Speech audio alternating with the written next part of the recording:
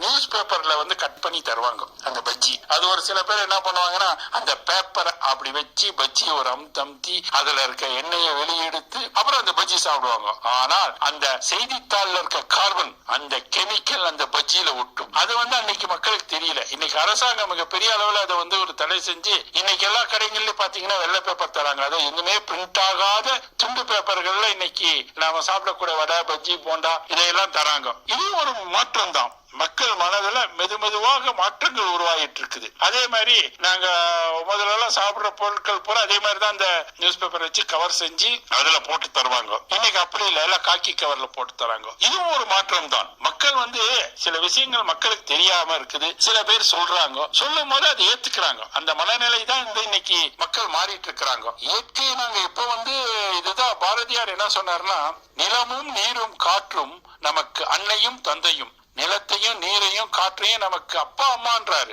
இன்று நாம் அந்த அன்னையே காயப்படுத்துகின்றோம். பெத்த அம்மாவையே காயப்படுத்துறோம். இயற்கையை நாங்க சுற்றுச்சூழலை பாதிக்கிற மாதிரி சில விஷயங்கள் செய்யறது நம்ம பெத்த தாயை காயப்படுத்துறதா அன்னைக்கே பாரதியார் சொல்லி இருக்கிறார். அது உண்மைதான். இன்னைக்கு இயற்கை பல வகையில் நம்ம காயப்படுத்திட்டு தான் இருக்கிறோம். அதே மாதிரிதான் மகாத்மா காந்திஜி கூடிய ஒரு வார்த்தை சொன்னாரு, பூமி ஒவ்வொருவரின் தேவைக்கும் போதுமானது, தேவையை விட பேராசையே தேர்வு செய்திருக்கின்றோம். உண்மைதான். நமக்கு இயற்கை நமக்கு என்ன தேவையோ அதை மட்டும் நாங்க எடுக்கல.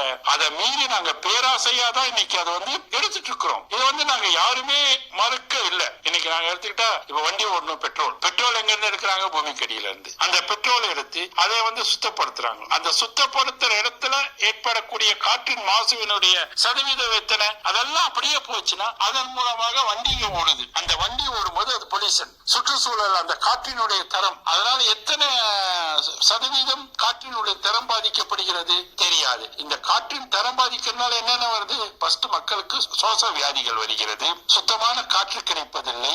இது உண்மைதானே? அதனாலதான் இன்னைக்கு அரசாங்கத்துல என்ன பண்றாங்க, நிறைய இடத்துல இன்னைக்கு மின்சார வாகனங்களை பயன்படுத்துங்கன்னு சொல்லிட்டு அதை ஊக்குவிச்சுட்டு இருக்கிறாங்க. இதனுடைய பயன்பாடு வர்றதுக்கு இன்னும் 10 வருஷம் ஆகலாம். ஆனா அன்னைக்கு மாறலாம். அதாவது இந்த பெட்ரோல் டீசல்னால ஏற்படக்கூடிய அந்த காற்றினுடைய மாசுனுடைய சதவீதம் குறையலாம். இன்னைக்கு 100% பயன்பாடு இன்னைக்கு 50% ஆகலாம். இன்னைக்கு போக போக போனாங்கன்னா சூரிய சக்தியில இயங்கக்கூடிய வாகனங்கள் கூட இன்னைக்கு அங்கங்க வந்துட்டு இருக்குது. அதுவும் முழு மூச்சுல வரலாம். இதனால இப்போ டெல்லியில எடுத்துக்கிட்டீங்கன்னா 15 வருஷத்துக்கு மேல ஓடின வண்டிக்கு திரும்பி அவங்க அங்க ஓடுறதுக்கு பெர்மிஷன் தர்றதில்லை. அதனால சுற்றுச்சூழலுடைய காற்றின் தரம் ரொம்ப மோசமா இருக்குதுன்னு சொல்லி 15 வருஷத்து ஓடிச்சுன்னா ஒரு வண்டி கண்டம் பண்றாங்க டெல்லி அரசு. அதே மாதிரிதான் இப்போ இருக்கக்கூடிய நடவடிக்கையுடைய பலன் ஒரு 10-15 வருஷங்கள் அடுத்து வரக்கூடிய நம்முடைய தலைமுறைக்கு வரும். இது வராதுன்னு நம்ம சொல்ல முடியாது. எதையுமே மனிதன் நினைத்தால் எதையுமே மாற்றலாம்.